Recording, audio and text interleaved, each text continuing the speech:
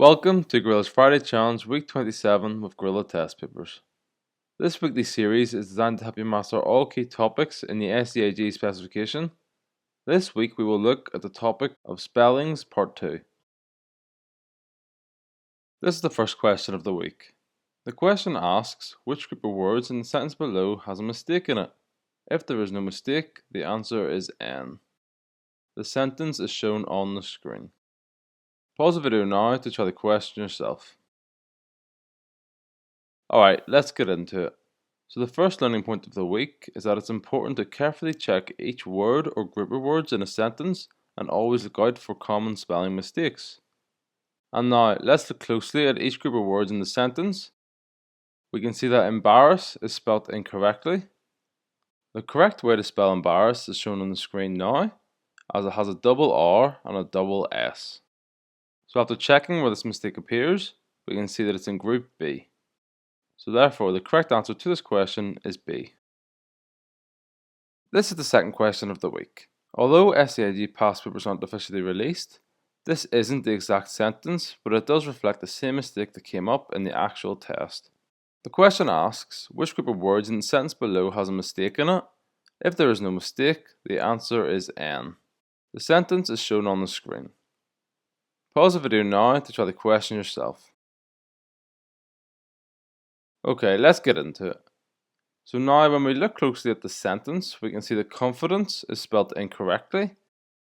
The correct spelling is on the screen now, with an E-N-C-E at the end of it instead of an A-N-C-E. And after checking which group of words this mistake appears in, we can see it's in group A. So the correct answer to this question is A. This is the next question of the week. The question asks which group of words in the sentence below has a mistake in it. If there is no mistake, the answer is N. The sentence is shown on the screen. Pause the video now to try the question yourself. Alright, let's get into it. So the learning point for this question is that to remember that most of the time when you see an I and an E side by side in a word, you have to follow the rule I before E except after C.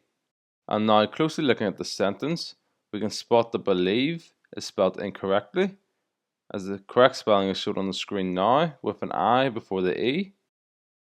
And when checking which group this mistake appears in, it's in group A. So the correct answer for this question is A.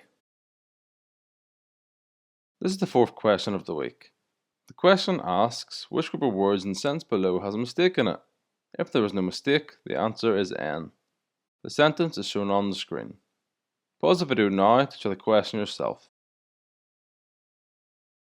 Alright, let's get into it. So looking at the sentence closely, we can spot that knowledge is spelled incorrectly.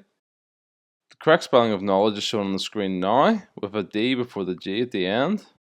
And when we check which group this mistake appears in, it's in group D. So the answer to this question is D. This is the last question of the week. So once again, since the official SEAG past papers aren't officially released, this isn't the exact sentence, but it does reflect the same mistake that came up in the actual test. The question asks, which group of words in the sentence below has a mistake in it? If there is no mistake, the answer is N. The sentence is shown on the screen. Pause the video now to try the question yourself. Alright, let's get into it.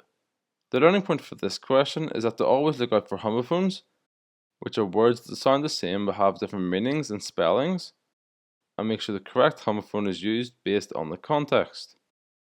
Now reading the sentence carefully, we can see that the word pail has been used, but in this context it should be pail, which is spelled P-A-I-L, meaning a bucket which can be used to carry water.